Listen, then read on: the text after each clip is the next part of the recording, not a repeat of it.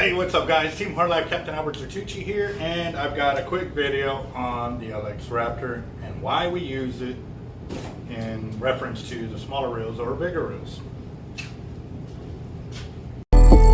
Gotta bite.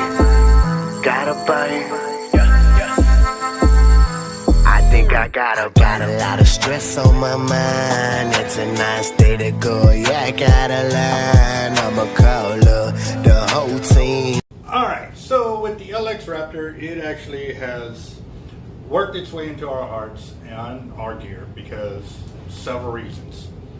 One of the first things is, like I said, I'm used to casting big reels, Penn 4-ox, and actually I've got one right here.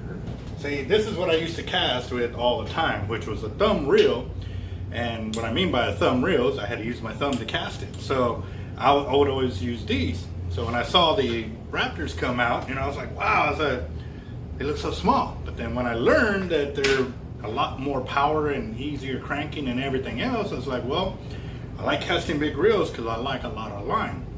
That was another thing. We were so used to using like 50-pound mono and getting like 400 to 500 yards of line on the reel. So I was like, well, if I'm going to go with one, I'm going to go with the biggest one I can go with a magnetic control. So because that was the other thing. I got into casting and not having to thumb the reel. So more of it was showing off casting without having to thumb the reel. It was lovely getting distance because you go from a big reel like this to a smaller one like that. And I had small rods on the ceiling, and I accidentally caught one of them, and it was about to fall, so I had to stop. So what I want to do real quick is show it to you side by side. This is what I was always casting with. And so there you can go and you can see the size difference. Going from something this big to something this big, it was a major difference for us. So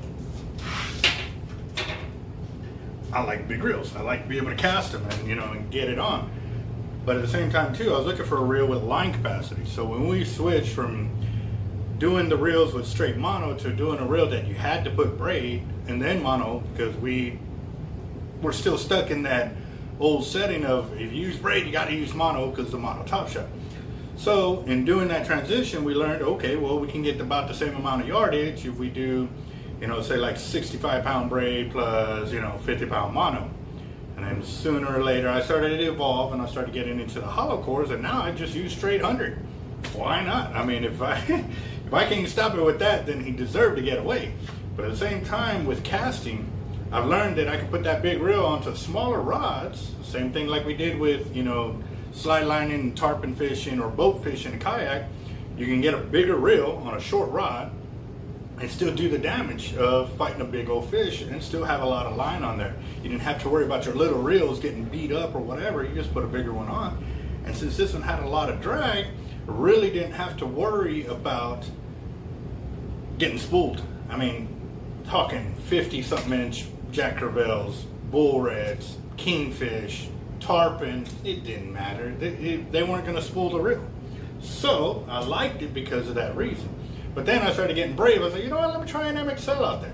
And we started doing MXLs. And soon now we're using SX Raptors for slide lining because we're using braid. We got a lot of line capacity on a small reel.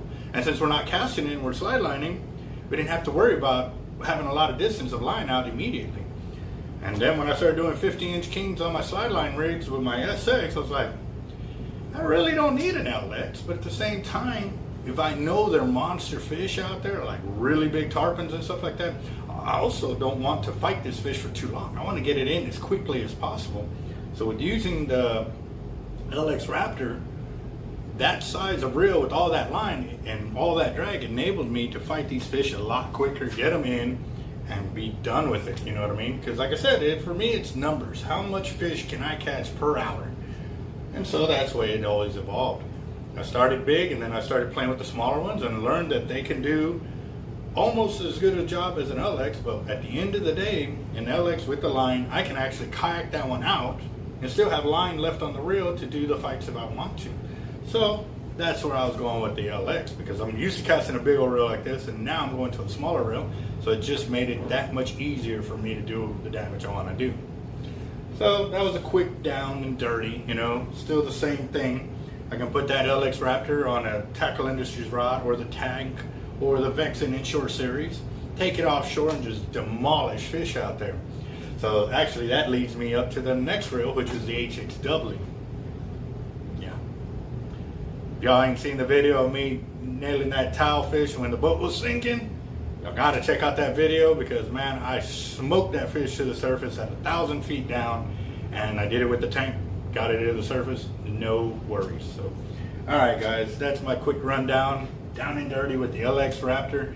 Suggest you check them out. If you like casting big reels, check out that one because you can still get the distance you want for both casting and kayaking short baits.